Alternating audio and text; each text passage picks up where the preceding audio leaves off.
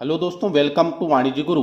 दोस्तों, आज की इस वीडियो में मैं आपके साथ शेयर करने वाला हूं 12th बिजनेस स्टडीज से रिलेटेड कुछ इंपॉर्टेंट क्वेश्चंस। बोर्ड एग्जाम में व्यवसाय अध्ययन से जुड़े हुए कुछ प्रश्न जो मैं आपके साथ शेयर करने जा रहा हूं, जिसके इस बार एग्जाम में आने की काफी चांसेस। ये वो प्रश्न है जो काफी मेहनत के द्वारा पिछले कई सालों के क्वेश्चन पेपर के रिसर्च के द्वारा उनका अध्ययन करके हमने तैयार किया। निश्चित रूप से ये प्रश्न आपके एग्जाम की तैयारी के लिए आपके लिए उपयोगी होंगे। अभी तक आप जो पढ़ाई कर रहे हैं, ये क्वेश्चन उस पढ़ाई में, एग्जाम की उस तैयारी में आपके लिए काफी महत्वपूर्ण होंगे। ये पूरे क्वेश्चन बोर्ड के ब्लूप्रिंट के आधार पर तैयार किए गए हैं। जिस प्रकार के प्रश्न लगातार पिछले कुछ वर्षों से बोर्ड एग्जाम में पूछे जा रहे हैं, उसी पैटर्न के आधार पर हमने ये सारे प्रश्न खोजकर आपके लिए तैयार किया। ये वीडियो उन सभी विद्यार्थियों के लिए फायदेमंद होगा जो अभी तक किसी कारणवश पूरे कोर्स की तैयारी नहीं कर पाए हैं। वो इन प्रश्नों को अच्छे से तैयार करके भी अपने एग्जाम की तैयारी कर सकते। वीडियो शुरू करने से पहले अगर अभी तक आपने चैनल को सब्सक्राइब नहीं किया है तो ऐसे और कंटेंट के लिए, यूजफुल कंटेंट के लिए चैनल को सब्सक्राइब कर लीजिए, नोटिफिकेशन बेल को ऑन कर लीजिए। चलिए वीडियो शुरू करते हैं। सबसे पहले हम देखते हैं, हमारा पहला चैप्टर है प्रबंध की प्रकृति एवं महत्व, जिसमें से मैं आपको बता दूं कि यहाँ पर 2 प्रश्न ही पूछे जाएंगे, जिसमें से एक प्रश्न 3 नंबर का होगा और एक प्रश्न 5 नंबर। इसमें जो मुझे इंपॉर्टेंट लग रहा है उन प्रश्नों में पहला है प्रबंध एक प्रक्रिया है, स्पष्ट कीजिए। दूसरा प्रश्न, भारत में प्रबंध के महत्व को समझाइए। तीसरा है प्रबंध और प्रशासन में अंतर लिखिए। चौथा है प्रबंध के उद्देश्य लिखिए। अगला है प्रबंध के किन्हीं 3 सहायक कार्यों को समझाइए। छठवां, प्रबंध का महत्व समझाइए। सातवां, प्रबंध की विशेषताओं को समझाइए। अब यहाँ पर आप लोग ध्यान दीजिएगा, यहाँ मैक्सिमम 5 मार्क्स के क्वेश्चन इस चैप्टर से पूछे जाएंगे। तो आपको जो भी विशेषता है, महत्व है, वो अधिकतम कितने याद करने हैं? 6 याद करने। चाहे वो विशेषता हो, महत्व हो, आप 6 पॉइंट याद करेंगे। अगर एक पॉइंट कहीं मिस हो गया, भूल गए, तो उसके लिए हम 5 पॉइंट पर्याप्त है। लेकिन 6वां पॉइंट इसलिए कह रहे हैं कि अगर कोई पॉइंट भूल गए, याद नहीं आ रहा है, तो उसकी जगह एक स्टेपनी आपके पास होनी चाहिए। जिस तरह से गाड़ी में एक स्टेपनी होती है जो हमारे लिए आपातकाल में, इमरजेंसी के टाइम यूज में हम लाते हैं, उसी तरह से आपको एक क्वेश्चन एक्स्ट्रा लेकर चलना है। नेक्स्ट है प्रबंध सार्वभौमिक है, स्पष्ट कीजिए। प्रबंध के कार्यों को समझाइए। प्रबंध की सीमाएं लिखिए।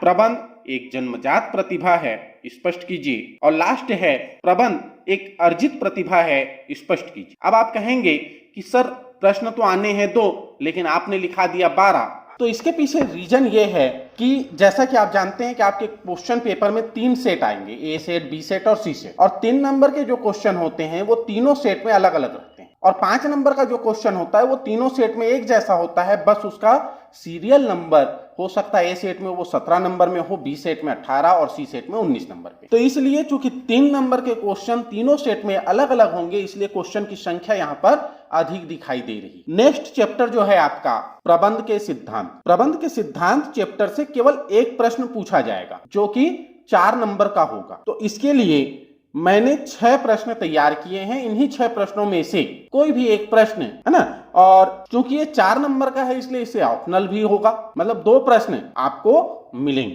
पहला है हेनरी फ्योल द्वारा प्रतिपादित प्रबंध के सिद्धांतों को समझाइए, और दूसरा है टेलर द्वारा प्रतिपादित प्रबंध के सिद्धांतों को समझाइए। तो जैसा आप जानते हैं कि फ्योल ने 14 सिद्धांत प्रतिपादित किए, तो आपको पूरे 14 याद नहीं करने हैं। 4 नंबर का प्रश्न है, 4 पॉइंट पर्याप्त है। एक स्टेपनी अगर आप लेकर चलेंगे साथ में तो इमरजेंसी में काम आएगा। तो इसलिए आप 5 पॉइंट जो आपको सरल लगे वो 5 पॉइंट आप यहां से याद कर सकते हैं। जैसे आदेश की एकता का सिद्धांत, निर्देश की एकता का सिद्धांत, है ना, ये सब नॉर्मल कॉमन चीजें हैं। अगर एक याद रहेगा तो दूसरा ऑटोमेटिक याद आ जाता है। तो इस तरह के 5 पॉइंट आप यहां से याद कर लें। टेलर द्वारा प्रतिपादित प्रबंध के सिद्धांत भी बहुत सारे हैं, लेकिन यहां भी आपको 5 पॉइंट ही याद करना है। अगला प्रश्न है समय अध्ययन और गति अध्ययन में अंतर लिखिए। टेलर और फ्योल के प्रबंध संबंधी सिद्धांतों की प्रमुख असमानताएं लिखिए। यहां पर मैं एक साथ 2 प्रश्न आपको बता रहा हूं। यहां आपको असमानताएं भी लिखनी है और समानताएं भी आपको याद करना है। हो सकता है प्रश्न में किसी साल असमानता पूछता है, किसी साल समानता पूछता है, तो दोनों चीज आप एक साथ देख लेंगे। 4 पॉइंट असमानताएं की मतलब अंतर, और 4 पॉइंट समानता की मतलब जो दोनों में कॉमन है। नेक्स्ट प्रश्न है इसमें, वैज्ञानिक प्रबंध की कोई 4 विशेषताएं लिखिए। आप 5 याद करेंगे, लिखना आपको 4 है। प्रबंध के सिद्धांतों की प्रकृति को समझाइए, नेचर क्या है उसका वो आपको लिखना है। इसके बाद नेक्स्ट चैप्टर हमारा आता है व्यावसायिक पर्यावरण। अब देखिए, व्यावसायिक पर्यावरण से 1 नंबर का एक प्रश्न आएगा और 3 नंबर का भी एक प्रश्न आएगा। तो जो 1 नंबर वाले प्रश्न होते हैं ना, उसके लिए कोई आईएमपी नहीं होता, वो कहीं से भी आ सकता है, लेकिन फिर भी कोशिश की गई है कि आपको कुछ ऐसे प्रश्न दिए जाएं जिसके आने की संभावना ज्यादा है। इसमें पहला आएगा उदारीकरण का अर्थ, जो ऑप्शन दिया रहेगा उसमें से आपको टिक करना है। नई आर्थिक नीति का संबंध किस वर्ष से है? निम्न में से कौन सी व्यावसायिक पर्यावरण की विशेषता नहीं है? आर्थिक विकास की वार्षिक दर इंडिया विजन 2020 के अनुसार कितना दर तय किया गया था? इंडिया विजन 2020 के अनुसार प्रति व्यक्ति आय में से कितनी वृद्धि का लक्ष्य रखा गया है? व्यवसाय के बाह्य वातावरण को कितने भागों में विभक्त किया गया है? ये सारे प्रश्न जो हैं ये 1-1 नंबर के प्रश्न हैं, जो आपको ऑप्शनल के रूप में आएगा। 4 पॉइंट आपको दिया रहेगा, 4 विकल्प रहेगा, उनमें से किसी एक को आपको टिक करना है। फिर इसी में अगला है, राजनैतिक वातावरण का व्यवसाय पर क्या प्रभाव पड़ता है? ये 3 नंबर का प्रश्न आएगा। सरकारी नीति में परिवर्तन का व्यवसाय में क्या प्रभाव पड़ता है? आर्थिक वातावरण का व्यवसाय पर क्या प्रभाव पड़ता है? आर्थिक वातावरण की विशेषताएं लिखिए। व्यावसायिक वातावरण से आप क्या समझते हैं? और अंतिम, आर्थिक वातावरण किसे कहते हैं? बहुत ही सिंपल सा चैप्टर है ये, है ना, और आपको इससे 4 नंबर आसानी से मिल सकता है, थोड़ा सा मेहनत आप इसमें करेंगे। नेक्स्ट है नियोजन। नियोजन से 8 नंबर के प्रश्न पूछे जाएंगे। 3 प्रश्न आएंगे, जिनमें से 1 नंबर के 2 प्रश्न होंगे और 1 प्रश्न होगा दीर्घ उत्तरी 6 नंबर। जो 2 प्रश्न 1 नंबर का पूछा जाएगा उसमें एक वैकल्पिक होगा, ऑप्शनल होगा, जिसमें मल्टी चॉइस क्वेश्चन रहेगा, और एक सिंगल सेंटेंस में उत्तर लिखने के लिए आएगा। इनमें पहला प्रश्न है, निम्न में से क्या नियोजन प्रक्रिया का अंग नहीं है? कुछ ऑप्शन दिए रहेंगे, उनमें से आपको ये छांटना है कि उसमें से कौन सा नियोजन प्रोसेस में नहीं आता है। दूसरा है, क्या नियोजन पीछे देखने की क्रिया है? तीसरा है, नियोजन प्रक्रिया का आखिरी चरण क्या है? चौथा है, क्या करना है तथा क्या नहीं करना है, इसका निर्धारण किसके द्वारा होता है? नियोजन प्रक्रिया है टेस्ट, है ना, और उस पर ऑप्शन दिया रहेगा। नियोजन किस पर आधारित होता है? पूर्वानुमान पे आधारित होता है, ठीक है। भावी क्रियाओं का पूर्व निर्धारण किस कार्य के अंतर्गत किया जाता है? तो नियोजन के द्वारा किया जाता है। क्या करना चाहिए, इसका पहले से ही निर्णय करना नियोजन कहलाता है। यह कथन किसका है? कथन वाले प्रश्न इसमें बहुत सारे हैं, और कथन वाला प्रश्न एक प्रश्न आएगा, है ना, कोई भी एक सेंटेंस दिया रहेगा और उसमें आपको लिखना है कि ये किसका कथन है। सर्वोत्तम विकल्प का चयन किस पर आधारित होता है? ये सारे ऑप्शन जितने आंसर है वो सब नियोजन आएगा। नियोजन भविष्य में झांकने की विधि या तकनीक है, यह कथन किसका है? नियोजन की विशेषताएं लिखिए। नियोजन के महत्व लिखिए। नियोजन की प्रक्रिया के चरणों को समझाइए। नियोजन की सीमाएं लिखिए। नियोजन के सिद्धांत को समझाइए। नियोजन क्या है? नियोजन करते समय कौन कौन सी कठिनाइयां आती हैं? अब यहां ध्यान रखिएगा, ये जो प्रश्न आएगा वो 6 नंबर का होगा, तो आपको 6 पॉइंट कम से कम लिखने हैं, ठीक है। तो 6 पॉइंट आप अच्छे से तैयार करेंगे। इसके बाद है अगला चैप्टर हमारा संगठन का, जिसमें से मात्र 1 प्रश्न आएगा, और वो 1 प्रश्न होगा 6 नंबर का।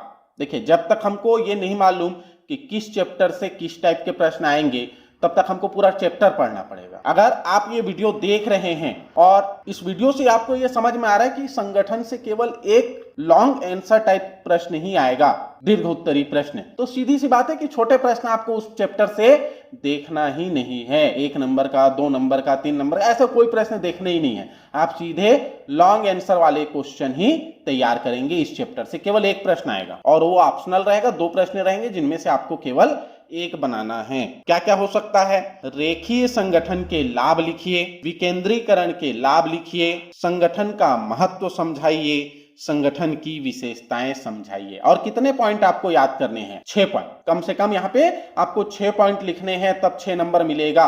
आप अगर और समय मैनेज कर सकते हैं, अच्छा से लिखना चाहते हैं, तो आप संगठन का अर्थ लिखकर सारे पॉइंट भी डिटेल करेंगे, तो आपको पूरे नंबर मिलने की फुल गारंटी हो जाती है। संगठन में एक लास्ट प्रश्न क्या आ सकता है? वो है अनौपचारिक संगठन से क्या आशय है, इसके लाभ लिखिए। तो यहां पर आप क्या करेंगे? अर्थ लिखेंगे उसका, और 4 पॉइंट लाभ का लिखेंगे। तो 6 नंबर आपको इसका मिल जाएगा। फिर नेक्स्ट चैप्टर है हमारा नियुक्तिकरण, जिसमें से टोटल 3 प्रश्न आएंगे। एक प्रश्न रहेगा 1 नंबर का, एक प्रश्न रहेगा 3 नंबर का और एक प्रश्न रहेगा 4 नंबर का। 4 नंबर वाला प्रश्न जो है वो ऑप्शनल रहेगा। 2 प्रश्न रहेंगे जिनमें से आपको एक सॉल्व करना है। देखते हैं चलिए क्या क्या है। रोजगार कार्यालय में भर्ती का स्रोत है, आपको ऑप्शन दिया रहेगा, उसमें से सही टिक करना है। श्रमिकों की भर्ती का अभिप्राय भविष्य के लिए कर्मचारियों की खोज करने और उन्हें रिक्त स्थानों के लिए आवेदन पत्र देने की प्रेरणा देना है। यह कथन किसका है? भर्ती के मुख्यतः कितने स्रोत होते हैं? भर्ती का अंतिम उद्देश्य क्या है? चयन प्रक्रिया का अंतिम चरण क्या है? भर्ती के किसी एक आंतरिक स्रोत का नाम बताइए। भर्ती एवं चयन में अंतर लिखिए। कितने अंतर? तो या तो 3 नंबर का या 4 नंबर का। तो आपको कम से कम 4 पॉइंट याद होना चाहिए। प्रशिक्षण की आवश्यकता एवं महत्व के लिए 4 बिंदु लिखिए। नियुक्तिकरण की कोई 4 प्रक्रिया लिखिए। प्रशिक्षण और विकास में अंतर लिखिए। भर्ती के आंतरिक स्रोतों को समझाइए। शिक्षण और प्रशिक्षण में अंतर लिखिए। नियुक्ति की विशेषताएं लिखिए। भर्ती के बाह्य स्रोतों को समझाइए। नियुक्तिकरण का महत्व समझाइए। कितने पॉइंट? 4 पॉइंट आपको याद रखने हैं। आप 5 कर सकते हैं, एक स्टेपनी के रूप में होगा। जरूरत पड़ने पे 4 लिखेंगे, 3 नंबर का आया तो 3 लिखेंगे। नेक्स्ट है निर्देशन व अभिप्रेरण, जिसमें संप्रेषण भी जुड़ा हुआ है। इनमें से एक प्रश्न आएगा 1 नंबर का और एक प्रश्न आएगा 5 नंबर का। तो जो 1 नंबर का प्रश्न आता है वो प्रायः है ना 90% वो अभिप्रेरण से आता है। ठीक है, आपकी किस्मत खराब हो और दूसरी जगह से आ जाए अलग बात है, नहीं तो 90% अभिप्रेरण से, मोटिवेशन से आता है। ठीक, और एक प्रश्न आएगा 5 नंबर का जो दोनों में से रहेगा। दोनों में से रहेगा मतलब अभिप्रेरण का प्रश्न रहेगा और ऑप्शन में निर्देशन का प्रश्न रहेगा। ठीक है, तो आप अगर किस्मत आजमाना चाहें तो किसी एक चैप्टर को कंप्लीट कर सकते हैं, दूसरे को छोड़ भी सकते हैं समय बचाने के लिए। चलिए देखते हैं निम्न में से कौन सा वित्तीय प्रोत्साहन है? उपक्रम में अनुशासन के लिए किसकी आवश्यकता होती है? इच्छा शक्ति को निरंतर जागृत करने की प्रक्रिया क्या कहलाती है? अभिप्रेरण कितने प्रकार के होते हैं? अनौपचारिक संप्रेषण का वैकल्पिक नाम क्या है? आपको याद होगा अनौपचारिक संप्रेषण क्या होता है। अनौपचारिक संप्रेषण जिसमें कोई औपचारिकता नहीं होती, जो मौखिक होता है कि किसी की बात हमने सुनी और उस सुनी हुई बात को हम किसी और को बताने गए, वो किसी और को बताने गया और इस तरह से सुनी सुनाई बात अफवाह के रूप में फैलने लगी और उसका जड़ कहाँ है ये पता ही नहीं चलता। ठीक है, उसका कहां से वो शुरुआत हुआ ये पता ही नहीं चलता। तो इसका वैकल्पिक नाम क्या है? इसका वैकल्पिक नाम है अंगूर लता संप्रेषण। याद रखिएगा, इसको हम कहते हैं अंगूर लता संप्रेषण। अभिप्रेरणा की आवश्यकता और महत्व, निर्देशन के सिद्धांतों को समझाइए। निर्देशन का महत्व लिखिए। किन्हीं 5 मौद्रिक अभिप्रेरणा को समझाइए। निर्देशन के विभिन्न तत्वों को समझाइए। मौद्रिक और अमौद्रिक अभिप्रेरण में अंतर लिखिए। कितने अंतर? 5 अंतर कम से कम आपको मालूम होना चाहिए, क्योंकि 5 नंबर का प्रश्न आएगा। 6 याद रखेंगे, बहुत अच्छी बात है। एक भूल गए तो कोई बात नहीं, 5 आपको याद रहेगा। नियंत्रण, नेक्स्ट चैप्टर है नियंत्रण। नियंत्रण में 2 प्रश्न पूछे जाते हैं, 3 प्रश्न पूछे जाते हैं। 2 प्रश्न रहेंगे 1-1 नंबर के और एक प्रश्न रहेगा 4 नंबर का जो वैकल्पिक होगा, ऑप्शनल होगा। नियंत्रण की किसी एक तकनीक का नाम लिखिए। नियंत्रण प्रबंध के किस कार्य पर आधारित है? नियंत्रण प्रक्रिया में विचलनों को दूर करने हेतु जो उपाय किए जाते हैं उसे क्या कहते हैं? नियंत्रण की विशेषता नहीं है। नियंत्रण प्रक्रिया के चरणों में से किसी एक चरण का नाम लिखिए। निम्न में से कौन सा नियंत्रण की तकनीक नहीं है? नियंत्रण प्रक्रिया में वास्तविक निष्पादन की तुलना किससे की जाती है? ये सारे 1 नंबर के क्वेश्चन है आपके। एक संगठन में नियंत्रण करना कार्य है, बजटीय नियंत्रण के लिए आवश्यक है। ये सारे 1-1 नंबर के क्वेश्चन है जो या तो एक सेंटेंस में उत्तर के लिए पूछा जाएगा या ऑप्शनल होगा, मल्टी चॉइस क्वेश्चन। फिर नेक्स्ट जो 4 नंबर का प्रश्न आएगा उसमें क्या आ सकता है? 4 नंबर के प्रश्न में आ सकता है नियंत्रण के उद्देश्य को लिखिए, नियंत्रण के महत्व को लिखिए, नियंत्रण की 4 विधियां लिखिए, नियंत्रण की 4 विशेषताएं लिखिए, एक प्रभावी नियंत्रण के किन्हीं 4 आवश्यक तत्वों को लिखिए। 4 नंबर का प्रश्न है, 4 पॉइंट आपको लिखना होगा और केवल पॉइंट लिखने से नंबर नहीं मिलेंगे।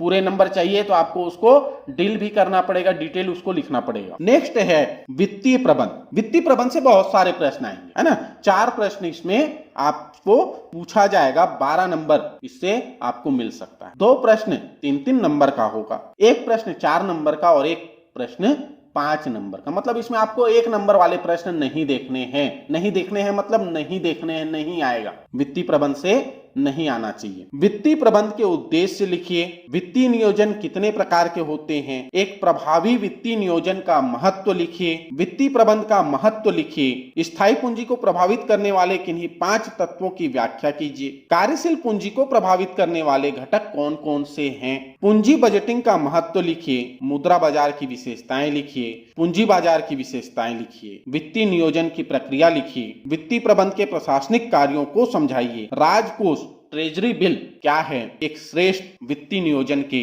लक्षण बताइए। अब यहाँ पर आपको कितने पॉइंट? कम से कम 5 पॉइंट आपको याद होना ही चाहिए, क्योंकि वही प्रश्न 5 नंबर में भी आ सकता है, 4 नंबर में भी हो सकता है, या 3 नंबर के लिए आ जाए। तो अगर आप 5 पॉइंट याद करे होंगे तब आप 4 में आएगा तो 4 पॉइंट लिख लेंगे, 3 में आएगा तो 3 लिख लेंगे। लेकिन अगर आपने केवल 3 पॉइंट याद किया है, 4 नंबर का आ गया वो प्रश्न, तो 1 पॉइंट आपका 1 नंबर कट जाएगा। और हो सकता है बुक में उसके 15 विशेषताएं दी हुई हो। 15 आपको याद नहीं करना है, टाइम वेस्ट नहीं करना है, टाइम मैनेज करना है। 5 पॉइंट में ही 5 नंबर आपको मिल जाएगा। आप 15 पॉइंट लिखेंगे तब भी 5 नंबर ही मिलेगा। तो टाइम मैनेज करके आपको चलना है। नेक्स्ट है विपणन। विपणन से 2 प्रश्न पूछे जाएंगे, 1 नंबर का 1 और 4 नंबर का 1। उत्पादन की विशिष्ट पहचान किससे होती है? अच्छे ब्रांड की विशेषता नहीं है। विक्रय का उद्देश्य होता है। प्रभावी विज्ञापन के आवश्यक तत्व हैं। विक्रय का उद्देश्य नहीं होता है। किसी उत्पाद को विशिष्ट पहचान प्रदान करने की क्रिया को क्या कहते हैं? एक अच्छे ब्रांड की विशेषताएं लिखिए। ये 4 नंबर का है, 4 पॉइंट आपको लिखना है। कितने याद करेंगे आप? 5, एक स्टेप नहीं होगा। प्रभावी विज्ञापन के आवश्यक तत्व लिखिए। विपणन के कार्य लिखिए। विज्ञापन की 4 विशेषताएं लिखिए। आपको 5 याद करना ही होगा। एक अच्छे विक्रेता के गुण लिखिए। अब लास्ट चैप्टर है हमारा उपभोक्ता संरक्षण, जिससे 10 नंबर के प्रश्न पूछे जाएंगे, लेकिन केवल 2 प्रश्न, एक 4 नंबर का, एक 6 नंबर का। क्या क्या प्रश्न बन सकता है इस चैप्टर से? उपभोक्ता संरक्षण के महत्व को लिखिए। आपको कितने पॉइंट? 6 पॉइंट याद होना चाहिए। अगर 4 में आया तो आप 2 पॉइंट छोड़ देंगे, 4 पॉइंट लिखेंगे जो आपको अच्छे से याद होगा। उपभोक्ता के प्रति व्यवसाय के उत्तरदायित्व को लिखिए। उपभोक्ता के अधिकारों को लिखिए। जिला उपभोक्ता मंच के अधिकार लिखिए। उपभोक्ता संरक्षण अधिनियम के अंतर्गत किन्हीं 4 शिकायत के आधार लिखिए। उपभोक्ता संरक्षण अधिनियम के अंतर्गत उपभोक्ताओं को उपलब्ध किन्हीं 4 राहत को लिखिए। उपभोक्ता संगठनों के कार्यों की व्याख्या कीजिए। उपभोक्ता फोरम में शिकायत कौन कौन दर्ज करा सकते हैं? उपभोक्ता के कौन कौन से दायित्व हैं? उपभोक्ता संरक्षण की आवश्यकता को समझाइए। सेबी के 4 उद्देश्य लिखिए। शेयर बाजार की विशेषताएं लिखिए। शेयर बाजार के कार्यों की व्याख्या कीजिए और विविधात्मक मजदूरी पद्धति को समझाइए। इसमें के जो अंतिम के 3 प्रश्न हैं, अंतिम के जो 4 प्रश्न हैं, वो इस चैप्टर के नहीं हैं, लेकिन फिर भी मुझे लगे कि ये प्रश्न भी आ सकते हैं, इसलिए ये अंतिम के जो 4 प्रश्न हैं वो अलग अलग चैप्टर के हैं, लेकिन मेरे को लगा कि ये प्रश्न आ सकता है, इसलिए लास्ट में इन्हें और जोड़ दिया गया। तो इस तरह से आपके लिए टोटल 130 प्रश्न पूरी पुस्तक से खोजकर मैंने निकाला है, जिसपे बहुत मेहनत किया गया है, और मुझे उम्मीद है कि आप इतने प्रश्नों की तैयारी अवश्य रूप से करें। अगर आपको लगता है कि ये सारे प्रश्न आपको लिखने पड़ेंगे, आपका टाइम वेस्ट होगा, तो उसके लिए आपके काम को सरल करने के लिए मैं इसका PDF भी आपको उपलब्ध करा रहा हूं। आप हमारे टेलीग्राम चैनल में इसका PDF आसानी से ले सकते हैं। वहां पर ये PDF के रूप में आपको मिल जाएगा। अगर अभी तक आप टेलीग्राम चैनल से नहीं जुड़े हैं तो तुरंत टेलीग्राम चैनल से जुड़ जाइए। उसका लिंक डिस्क्रिप्शन में मिल जाएगा और वहां से आप इसका PDF पूरा डाउनलोड कर सकते हैं, लेकिन वो कल अपलोड किया जाएगा, क्योंकि जो बच्चे आज जुड़ेंगे उन्हें भी ये PDF मिल पाए। तो आज के वीडियो में इतना ही। उम्मीद है ये आपके लिए यूजफुल होगा, उपयोगी होगा। और इस तरह के और कंटेंट अगर आप चाहते हैं और अभी तक आपने चैनल सब्सक्राइब नहीं किया है तो चैनल को सब्सक्राइब कर लीजिए, नोटिफिकेशन बेल को ऑन कर लीजिए। मिलते हैं अपने नेक्स्ट वीडियो में, तब तक के लिए जय हिंद, जय भारत।